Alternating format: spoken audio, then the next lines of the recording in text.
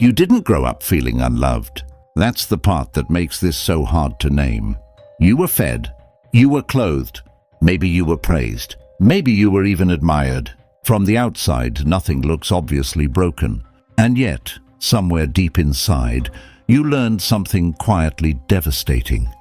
Love had conditions. You felt it in the pauses, in the tone shifts, in the way warmth appeared when you behaved correctly and vanished when you didn't. You learned to read rooms before you learned to read yourself. You learned to perform before you learned to rest. You learned that being easy, useful, successful, or emotionally manageable kept you safe. And so you adapted, not loudly, not rebelliously, but intelligently. You became the version of yourself that survived. Here is the paradox, the core wound that follows you into adulthood.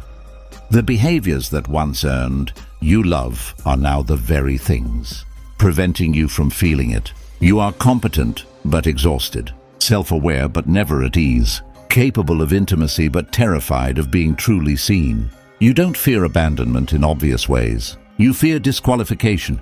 That one wrong emotion, one wrong need, one wrong moment of weakness will quietly revoke your worth. And even now, years later, you don't ask, "Am I loved?" You ask, "Am I still doing enough to deserve it?" Psychologically, this wound forms at the intersection of conditional attachment, emotional contingency, and developmental survival strategy. Let's name what happened, clearly and without drama. This child experienced love as contingent reinforcement. In behavioral psychology, reinforcement shapes behavior. But in healthy development, love is unconditional reinforcement. It exists regardless of performance. In your case, affection was linked to outcomes, achievement, compliance, emotional regulation beyond your developmental capacity, or fulfilling an unspoken role. Over time, the nervous system adapts. This creates hypervigilance, a state where the brain constantly scans for cues of approval or threat. The amygdala becomes overactive. The body learns that safety is unstable. At the attachment level, this often results in anxious, preoccupied, or fearful avoidant attachment. Push-pull dynamic where closeness is desired but deeply unsafe. Neurologically, the default mode, network, the part of the brain active during rest, never truly powers down, because rest was never neutral. Rest meant risk. The child internalizes a silent belief.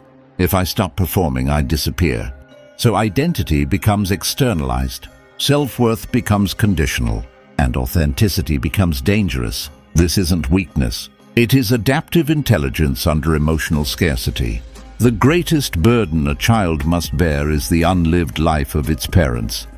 But there is another burden, quieter, heavier, the unlived self. The child who learned love was conditional did not get to be spontaneous, did not get to be messy, did not get to be ordinary. They learned to trade authenticity for belonging, and that trade leaves a lifelong residue of grief.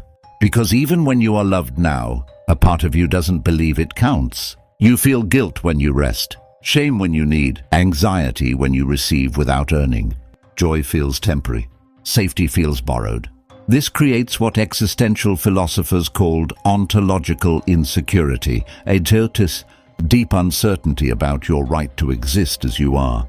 Simple moments become complex. Saying no feels like betrayal. Asking for help feels like weakness. Being still feels irresponsible. The core fear underneath it all is not rejection. It is exposure. The terror that if you are fully known, without usefulness, without excellence, without emotional control, you will be quietly withdrawn from. So you keep giving, keep adjusting, keep shrinking your needs to preserve connection, and no one sees the cost. These are not personality traits. They are coping strategies. You might recognize yourself here. In relationships, you overfunction emotionally. You anticipate needs. You become indispensable. But you rarely feel chosen for who you are. At work, your worth is fused with productivity. Rest triggers anxiety. Praise feels relieving, but temporary. With boundaries, you intellectualize instead of enforcing them. You explain instead of saying no. You negotiate your limits. Internally, you experience chronic self-monitoring. You're always asking, am I too much or not enough? With intimacy, you oscillate between closeness and withdrawal. You crave depth but panic when it arrives. Emotionally, you struggle to receive care without discomfort. Kindness feels suspicious. Ease feels unsafe. These behaviors are not flaws. They are the echo of a child who learned that love had rules. Healing does not begin with changing behavior. It begins with witnessing, not fixing, not shaming, not gaslighting yourself into gratitude, but noticing the pattern and saying, "This made sense then. It no longer has to run me now." Healing this wound is not about becoming confident. It is about becoming safe inside yourself. This is where inner child reparenting begins, not as a technique, but as a relationship. You practice giving yourself consistency instead of contingency, compassion instead of correction, presence instead of performance. You allow rest without justification, needs without apology, softness without earning. In Jungian terms, this is shadow integration, reclaiming the parts of you that were exiled to secure love. And slowly, something radical happens. You stop auditioning for connection. The philosopher Erich Fromm wrote, "Love is not something natural. It requires discipline, concentration, patience, faith, and the overcoming of narcissism. But self-love requires one more thing: permission to exist without proving. You were never broken. You were trained. And training can be unlearned. The goal is not to be fixed. It is to be whole." If this resonated with you, share it with someone who learned to earn love. And if you want more work like this, work that names the invisible, subscribe. Because healing begins the moment your pain is finally seen.